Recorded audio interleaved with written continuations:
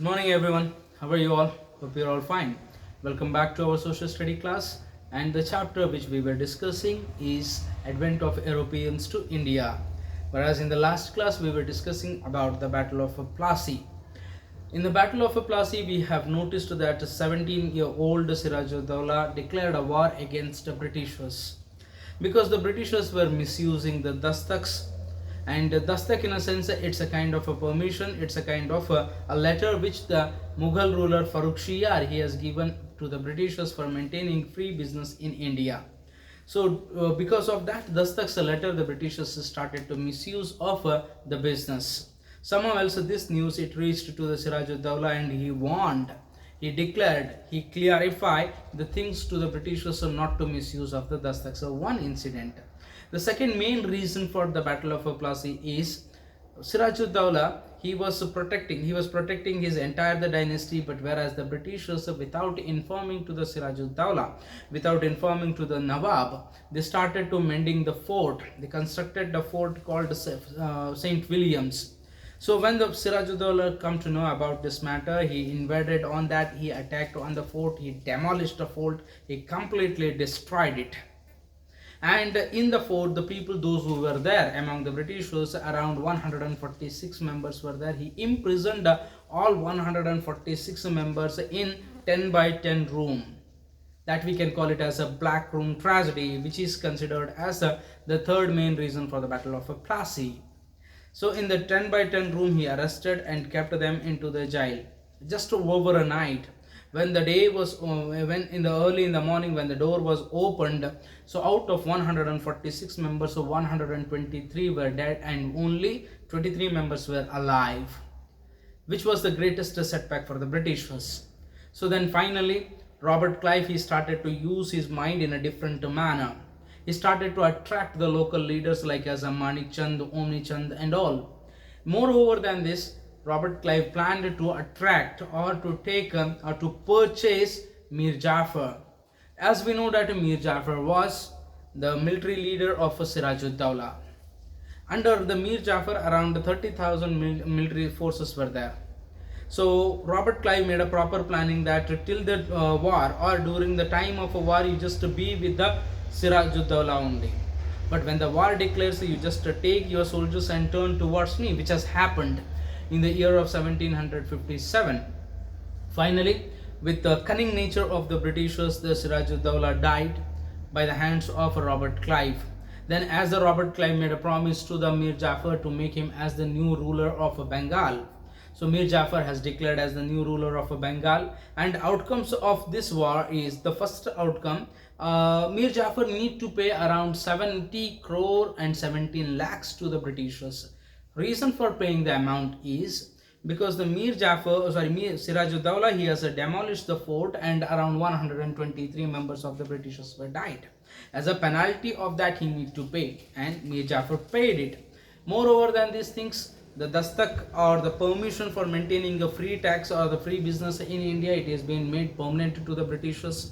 How far the Mir Jafar was there as a ruler. So in the later periods, we can understand that Mir Jafar was becoming what you can consider that as an inefficient ruler.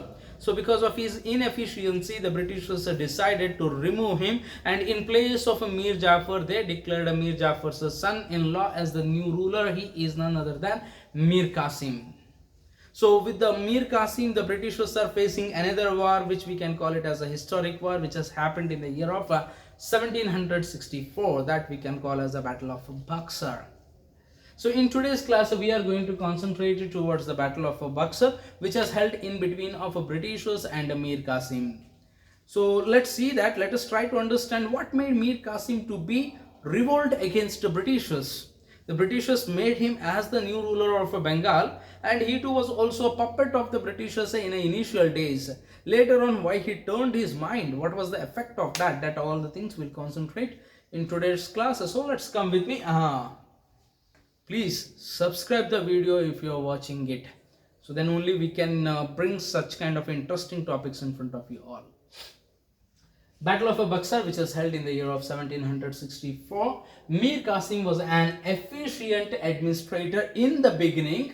He remained loyal to the company, he remained as a loyal to the British government.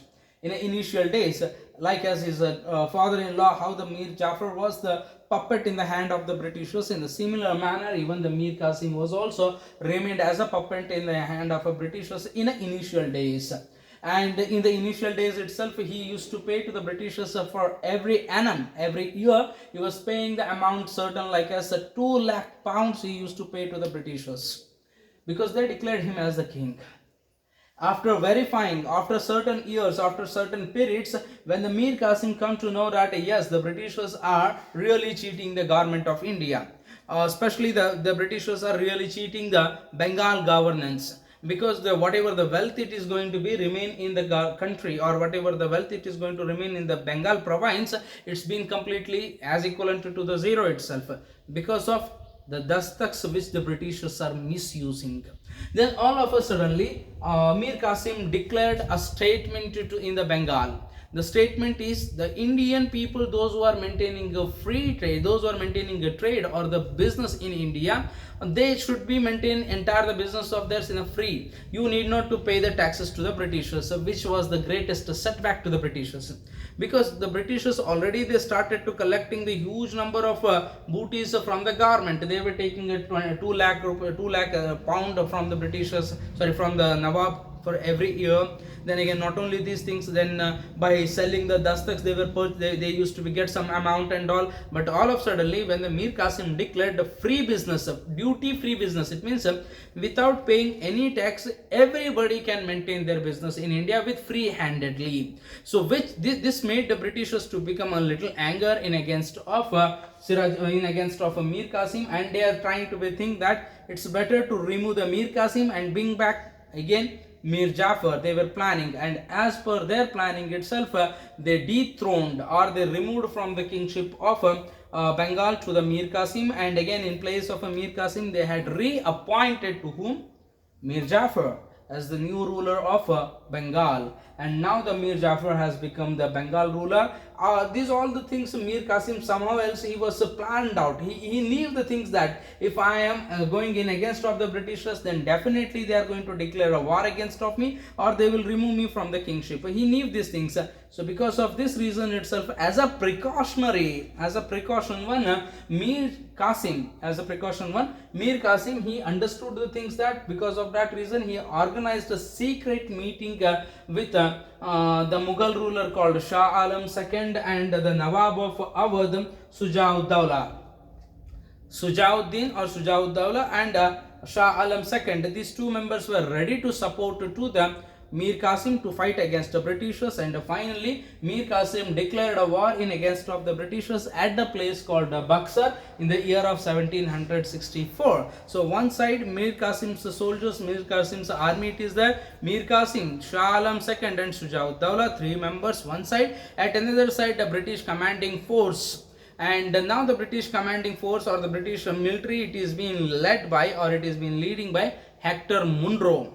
In the Battle of Plassey, the Plassey battle, it was led by Robert Clive. The Battle of Buxar, it is going to be led by Hector Munro. Hector Munro was the leader of British officers, and very easily he has defeated Mir Qasim and other his companions like as Shah Alam II and Sujauddin. So as soon as they got a defeat, Mir Qasim ran away from that place. He just escaped from that place, and as a penalty, it means they have declared a war, no? So as a penalty of that, Shah Alam II, he need to give certain places to the Britishers. He has to hand over certain places to the Britishers, and even the Nawab of Awadh also need to give certain places to the Britishers. So these are the things which has taken place in the Battle of Buxar. In tomorrow's class we will come to know about the outcomes of a Battle of Buxar. Till then, please stay safe. Thank you.